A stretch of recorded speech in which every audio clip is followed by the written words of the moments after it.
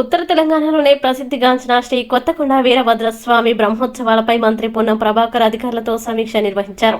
హన్మకొండ జిల్లా భీమదేవరపల్లి మండలం కొత్తకొండ వీరభద్రస్వామి ఆలయంలో మంత్రి పొన్నం ప్రభాకర్ అధికారులతో సమీక్ష నిర్వహించి కొత్తకొండ వీరభద్రస్వామి బ్రహ్మోత్సవాలు అంగరంగ వైభవంగా నిర్వహించాలని అధికారులకి సూచించారు. వచ్చే భక్తులకి ఎలాంటి అవాంఛనీయ సంఘటనలు జరగకుండా పోలీస్ బందోబస్తు ఏర్పాటు చేయాలని పోలీసు అధికారులకి సూచించారు. జాతరకి వచ్చే భక్తులు వీరభద్రస్వామిని దర్శించుకుని దేవుని కృపకు పాత్రులు కాగలరని మంత్రి పొన్నం ప్రభాకర్ తెలిపారు. విలేకరుల సమావేశంలో మంత్రి పొన్నం ప్రభాకర్ మాట్లాడుతూ కాంగ్రెస్ ప్రభుత్వం ఏర్పడి నెల కూడా పూర్తి కాలేదు. చీటర్స్ ఎలా అవుతాము? అసహనానికి గురైన బీఆర్ఎస్ కాంగ్రెస్ పార్టీని 420 చీటర్స్ అని బుక్లెట్ విడుదల చేసింది. 10 ఏళ్లు తెలంగాణని పాలించిన బీఆర్ఎస్ అల్లా చేసి రాష్ట్ర ఖజానా ఖాళీ చేశారని కాంగ్రెస్ పార్టీ నిజాలు బయటపెడితే జీర్ణించుకోలేకపోతున్నారు. ప్రజల్ని మోసం చేసి దోపిడీ దొంగలాగా దోచుకున్న బీఆర్ఎస్ పైన డెకాయిడ్ సెక్షన్ 390 పెట్టారు. బీఆర్ఎస్ హయాంలో అన్యాయంపై ప్రశ్నిస్తే అరెస్టులు చేసి కేసులు పెట్టారు. ఇచ్చిన హామీల్లో ప్రధాన హామీ మహిళలకి ఉచిత బస్సు సౌకర్యం, ఆరోగ్యశ్రీ పథకం ప్రారంభించాం. పాలన పేరుతో 6 గ్యారెంటీలపై దరఖాస్తులు స్వీకరిస్తున్నాం. అద్దె బస్సులు నడవని అద్దె బస్సుల యాజమాన్యాల సంఘం ఎక్కడా ప్రకటన ఇవ్వలేదు. అద్దె బస్సుల యాజమాన్యాల సంఘం నన్ను ఆర్టీసీ ఎండీని కలిసింది. దానిపై కమిటీ వేశాము. 10 రోజుల్లో ప్రభుత్వం వారి సమస్యలు వింటుంది. మహిళలకి ఉచిత బస్సు సౌకర్యం విషయంలో ఆటో కార్మికులకు ఏమైనా సమస్యలు తలెత్తితే వారి సమస్యలు పరిష్కరిస్తానని దేవాలయంలో హామీ ఇస్తున్నాం. టిఆర్ఎస్ పార్టీ అసహనానికి గురై కాంగ్రెస్ పార్టీని 460 420 చీటర్స్ గా ఒక బుక్లెట్ రిలీజ్ చేసింది.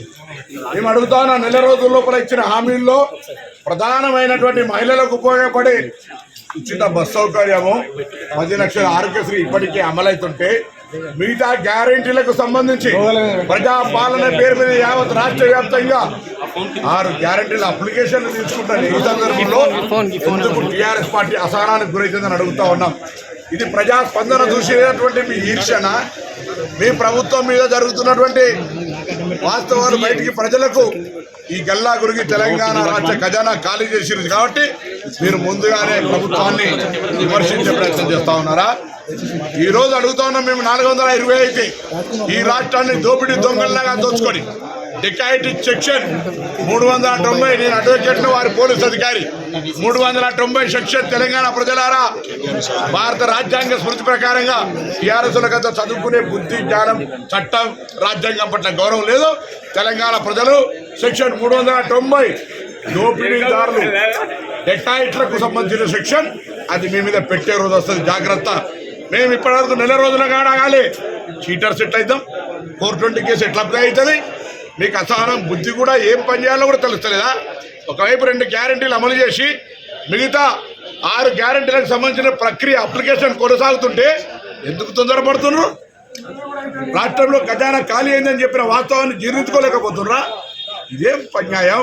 గత 10 సంవత్సరాలుగా అనేక హామీలు అమలు కానీ మీ ఉన్నాయి, వాటిని అడిగే హక్కు లేకుండా హౌస్ అరెస్టులు, ఎక్కడికక్కడ నిర్బంధం, నియంతృత్వం చేసిన మీరు ప్రజాస్వామ్యంలో మీకు ఒకవేళ ప్రభుత్వం నచ్చకపోతే, ప్రభుత్వ పాలసీ నచ్చకపోతే నిరసన చెప్పి హక్కుంటాక నెల రోజులు కూడా కానీ ప్రభుత్వం మీద 420 అనడం అంటే ఇది పూర్తిగా దగాకోరు, డెకాయిట్, 439 కాంగ్రెస్ పార్టీ తరఫున ఆరోపణ చేస్తాం. సార్, రేపు తెలంగాణ వ్యాప్తంగా ఉన్న అద్దె బస్సులు నడవే అంటున్నారు, దానిపై మీరు ఏమంటారు? అద్దె బస్సులు నడవే అని ఎక్కడ ప్రకటనలే, వాళ్ళ యాజమాన్యం నాకు కూడా కలిసారు, ఆర్టీసీ ఎండీ గారిని కలిసారు, కమిటీ వేసినాం. 10 రోజుల సమయం లోపల వాళ్ళ యొక్క గ్రీవెన్స్, వాళ్ళ యొక్క బాధను ప్రభుత్వం వింటుంది, పరిష్కరిస్తుంది. సమ్మెకు అటువంటి పోయే అవకాశం లేదు.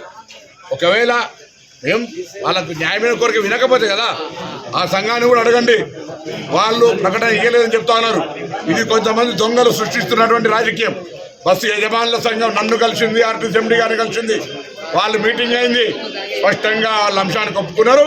దీని మీద తెలంగాణ ఆర్టీసీని చూసేటువంటి, ట్రాన్స్పోర్ట్ను చూసేటువంటి ప్రెస్ మీట్ ఆ యొక్క సంఘ నాయకులతో మాట్లాడమని కోరుతా ఉన్నా. మేము సానుకూలంగా ఉన్నాం. ఇది కాదు, ఆటో కార్మికులకు ఒకవేళ నష్టం జరిగితే కూడా మేము ఓపెన్ బహిరంగంగా దేవాలయం ముందు నిల్చొని చెప్తా ఉన్నాం. వాళ్ళకు వ్యతిరేకం కాదు. మేము మహిళలకు ఉచితంగా ప్రయాణం నిర్ణయం తీసుకున్నాం. ఆటోలకు నష్టం జరగాలని కాదు. ఒక నిజంగా నష్టం జరిగితే నేను ప్రభుత్వ ప్రతినిధిగా చెప్తా ఉన్నా, వాళ్ళ సమస్య పరిష్కరిస్తాం. మీరు తెలంగాణ బిడ్డలు, మా ఇంటోళ్ళు, మీకు నష్టం చేసేటువంటి మాకు అవసరం లేదు. అనవసరంగా టీఆర్ఎస్ చక్కర్న పడకండి. ధర్నాల పేరు మీద అనవసరమైనటువంటి ఆలోచన చేయకండి. 4 లక్షల లెక్క మెట్రో వచ్చింది, ఏం చేశారు? ఊలో ఓబర్ వచ్చింది, ఏం చేశారు? అరే ఇలా అనేకమైన రకాలు వస్తాయి. దానికి సంబంధించినటువంటి ప్రత్యామ్నాయంగా మీకైనా అవసరం ఉంటే మమ్మల్ని అడుగురు, మీకు